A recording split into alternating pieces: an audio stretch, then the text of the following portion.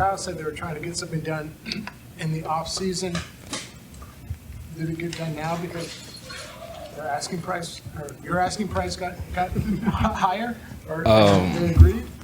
We was all. I mean, I knew this where I wanted to be, so we was always in negotiations. Like after the Super Bowl, so I mean, I was. Hopefully, we could have got something done earlier, but I'm happy we got something done. And I'm here, and I remain here for the rest of my career. So I just like to thank, the Yorks, this whole organization, Kyle, John, my coaches, my teammates, for pushing me every day. Just being able to play with, all these great guys. I had no other option but to try and be great. So I just tip my hat off to my team. Why did you want to test unrestricted free agency? Why were you so motivated to stay? I've been a West Coast guy my whole life. The camaraderie within the team, all the players, my brothers, my family. My family is from this side. So I knew it was a place that I could see myself, long term. Do you have to get a phone call that the deal is done? Do you take time to kind of reflect on your journey to get to that point, and what were kind of the emotions of that? I was happy. When I heard my agent tell me the deal was finally done, I was, I burst out into tears. It was, that I finally, able to change my family's life, for generations, so it's just a blessing. You look back at your draft day when it was the 5th round and you were upset that you were gone. Oh yeah, for sure. I actually was just telling Tig and Malik about it this morning. Just being drafted, in the 5th round. Going 4 rounds going by and not hearing your name. I was just seeing Bleacher Report articles and stuff. With my name on it, saying I was gonna be selected in the 3rd round. So I was happy for day 2. So when that didn't happen, day 3 it started to get a little scary for me. I thought I was gonna be able to hold my composure, but I gave up honestly.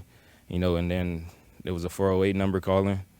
I didn't know which team it was because I thought the 49ers were in San Francisco, but I didn't.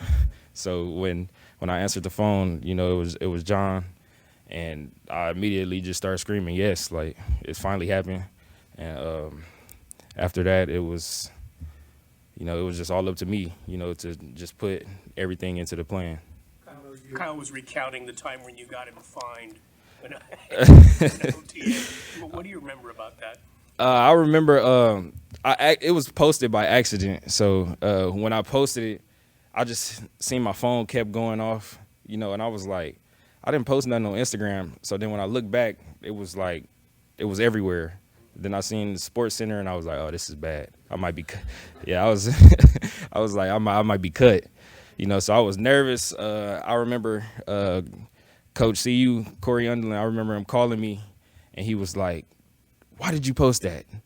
And I was like, I didn't try to. And he was like, oh, man. And then 5 minutes later, he called me back. He was like, you good. It was a good post. But, yeah, now I can finally pay Kyle back, for Carter's tuition.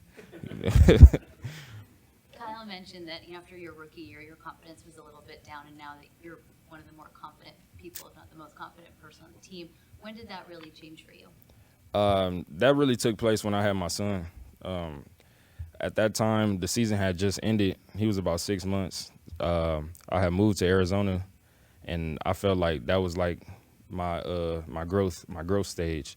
I stayed in that whole off season. I stayed my head down, working, really just putting myself in situations, watching film, like, with our defense, making different calls and checks and seeing, like how teams attack certain coverages and stuff. And I felt like that would elevate my game. Congrats on the new deal. Nobody does it alone. Who were some guys along the way? I know you worked at the Mamba Institute. Who are some guys that kind of helped you get to this point? I would say my family and friends, just pushing me to be great. Always, it was kind of like never like the people I had around me, they were never like I would say, haters, or were like, they always told me that, you know, they look for them, for me to be great, you know, to push me to get to new heights. And they always was telling me like, oh, you can't do this, like, just as a way of a challenge. Cause I'm the person, like, I like to be challenged. I'm like a competitive person.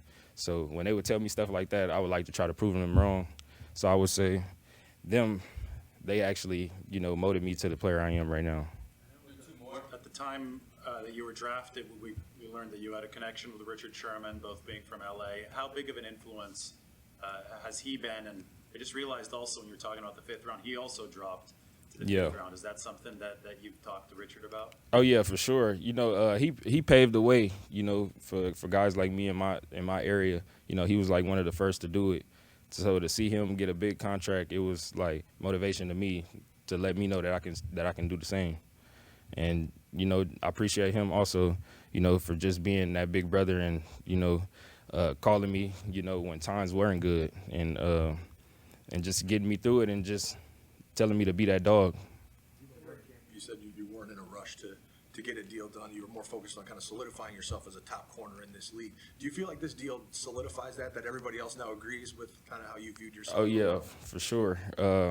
I wanted to, you know, prove to you guys, you know, I was always the person, you know, I would be confident and then speaking aloud and saying stuff like I'm the best, but I wanted to prove to you guys first, you know, and prove to the world, you know, who I am.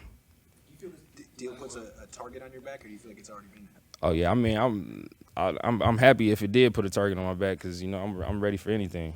What kind of influence did Ward have on you? Have you talked to him at all? Oh yeah, I talked to Mooney. You know, I talked to him last night. He was excited for me. You know, I was just telling him, can't wait to have him back. You know, so we can get this thing on the road and get a bowl. You know, but he was in good spirits, and you know, he was happy for me. You know, we talked about this all the time. He used to always tell me, I can't wait till you get paid. You know, change your life.